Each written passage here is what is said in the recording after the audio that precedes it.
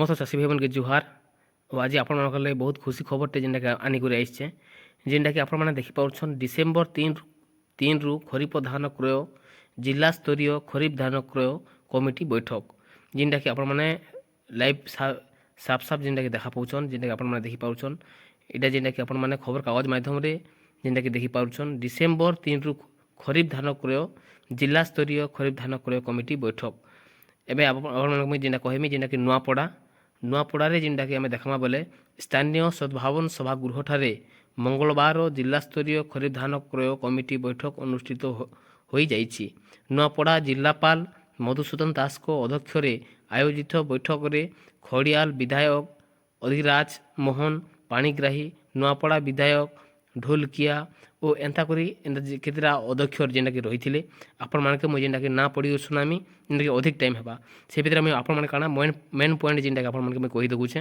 देखो इन देखमा बोले प्राथमिक कृषि समवाय समिति संपादक योगदान करथिले और आलोचना पर डिसेम्बर 3 रु जिल्ला रे प्रथम धान किणा आरंभ हेबो बोली स्थिर होइथिला। चाषी माने जेभली कोनोसी समस्यारू सम्मुखीन न हेबे ओ कटनी छटनी न हेबो सेथिपाई प्रशासन भित्तिक पदक्षेप ग्रहण करिबा पाई विधायक मत रखिथिले। जिला जोगाण अधिकारी त्रिनाथ भोई विवरणी पाठ करथिले। एथर जिल्ला रे 51,341 जन चाषी धान बिक्री पाई पंजीकरण करिसंती।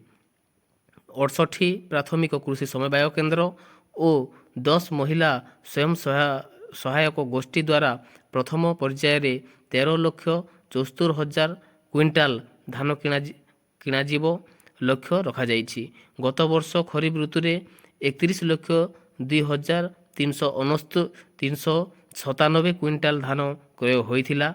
एथर क्विंटाल प्रति सहायक मूल्य 2369 टंका थिबा बेले 800 टंका राज्य सरकारक द्वारा बोनस प्रदान कराजिबो।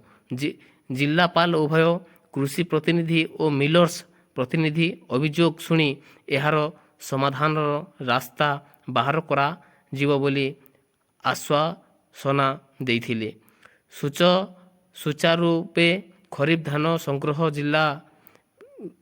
जिलापाल समस्त चाषी मिलर और अधिकारी सहयोग कामना करथिले। जेना कि आपण माने जानि पाउछन जे इने साफ साफ लिखा है न्यूज माध्यम रे जेना कि आपण मानके मुई पढ़ी करी इंटरनेट सुनैछे जे डिसेम्बर 3 रु जेना कि धान मंडी उद्घाटन हो जिबा और डिसेम्बर 3 रु आपण माने जेना कि मंडी रे धान बिक्री करि पारबे।